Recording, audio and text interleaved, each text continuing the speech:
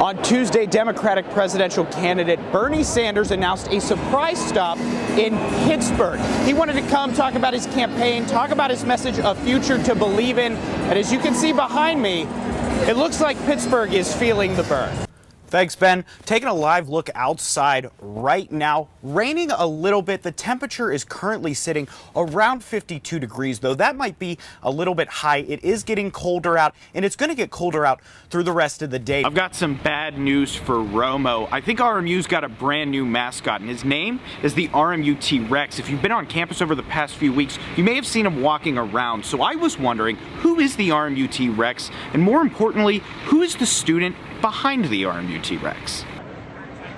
Hey everyone, I'm standing here live on the floor of the Democratic National Convention in Philadelphia at the Wells Fargo Arena. Now, as you can see around me, not too much is happening just yet.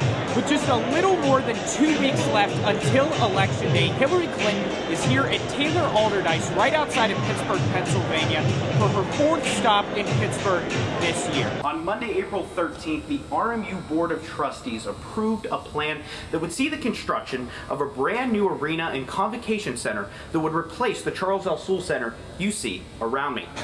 I'm standing here outside the Capitol building. We're waiting for Tom Wolf, the next governor of Pennsylvania, the 47th governor, to take the stage. He'll be there in about a half hour. The Lieutenant Governor, Mike Stack, just got sworn in. Last week, I took you to the Scare House, and this week we're here in South Park, Pennsylvania at 100 Acres Manor, another one of the scariest haunted houses voted by Travel Channel, to see how they stay competitive in this deadly market. After a loss in Wisconsin on Tuesday, Hillary Clinton has to look forward to the rest of her campaign, especially focusing on New York and our state of Pennsylvania when we vote in the primary on April 26th.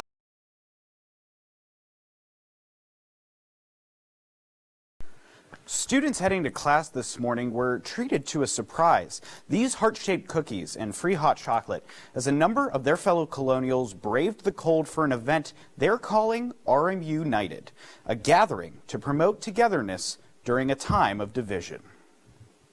The idea for the event came from an almost obvious place for event organizer Olivia Harris, who planned RM United in conjunction with the Women's Leadership and Mentorship Program, the Center for Global Engagement, Multicultural Services, and the Office of Diversion, Inclusiveness, and Equity. There's been a division in this world in lieu of recent events, and we are trying to unify our campus. No matter what, we are RMU. We are willing to stand by, support, and defend all students here at Robert Morris. Gathering outside at the Nicholson Fire Pit, RM United featured a number of activities for students to partake in that promoted community wellness, including a paper chain of good thoughts, cultural trivia, games, and performances from student musicians and poets.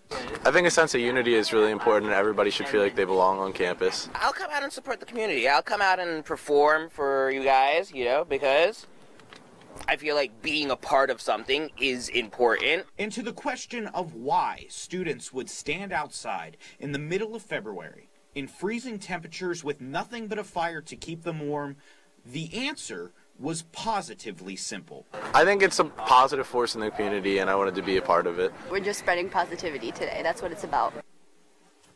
Today's unification event did end at noon, but students who missed out and would still like to get involved are encouraged to just spread the love in any way they can, whether that be through a hug to a friend or just a kind word to a stranger. Breaking news here today on Robert Morris campus. The RMU Board of Trustees have named Provost David Jameson as the interim president effective June 30th of this year, which is when current president Gregory DeLomo will be leaving. In an email that was sent out Tuesday morning to all faculty and staff, Rich Harshman, the chair of the RMU Presidential Search Committee, said that the search for the next university president is still on track. Potential candidates are still providing application materials for the May 1st deadline, and after that will be interviewed by the committee later in May. Until the day, however, when the next president has been appointed, Provost David Jameson will be in charge. News that is resonating quite well amongst students on campus. I think it's definitely a good selection. I mean, something that would be a huge detriment to the selection process would be rushing the search much too quickly. It's also really good to also look for people that they know the university well, they know how it runs, especially a provost. I was definitely happy about that. I was definitely keeping track and wondering who it would be. I was hoping for Provost Jameson or D. Michaelenko. David Jameson has served as provost for the university since 2008, and before then, between 2002 and 2008, he served as the dean for the School of Communications and Information Systems. Reporting outside the Patrick Henry Center, I'm Sheehy for RMU Century Media. I've got some bad news for Romo. I think RMU's got a brand new mascot, and his name is the RMU T-Rex. If you've been on campus over the past few weeks, you may have seen him walking around. So I was wondering, who is the RMU T-Rex? And more importantly, who is the student behind the RMU T-Rex? Much to my surprise, the student behind RMU T-Rex wanted to remain anonymous. Not because he's afraid of getting in trouble for what he's doing, but because he's afraid of ruining the magic for his fellow students. I think it's not really who's underneath the RMU T-Rex, it's more the RMU T-Rex is a symbol, almost like Batman. The idea for RMU T-Rex came from two simple things: a love of dinosaurs and a desire to brighten people's day. So far, the RMU T-Rex has made an appearance every Tuesday on campus, but you can expect to see him more often, potentially at upcoming hockey games and other events on campus. I could do a lot of things. I'm thinking about going, down to A4 lumber and possibly ice skate.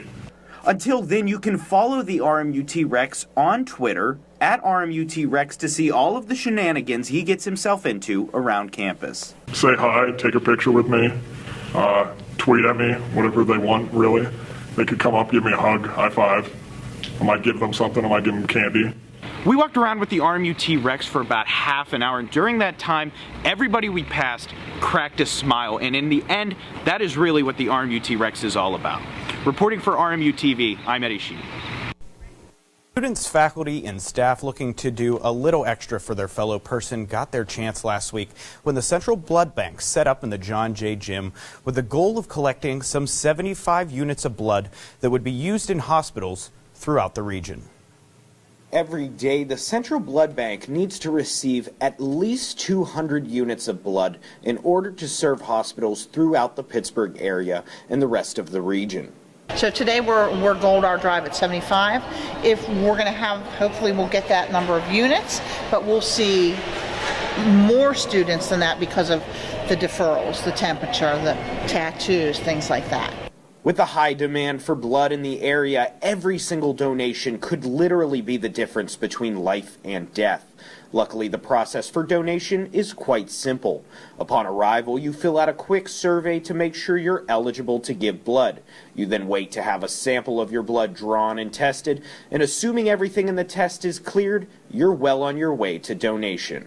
So when we collect the unit of blood, we take it to our lab and we separate it into the three components: platelets, plasma, and red cells. All in all, the process takes just about an hour to complete, but the students we talked to seemed to think that that was a small price to pay in order to help someone else. You probably might feel a needle going on, but that's other than that, it's not. I don't know, I just feel good about myself doing this anyways. Now, for anyone who missed the opportunity to donate last week but would like to, don't worry. The Central Blood Bank visits RMU at least 3 times every year, and you'll have another chance to give on April 12th when the Central Blood Bank returns.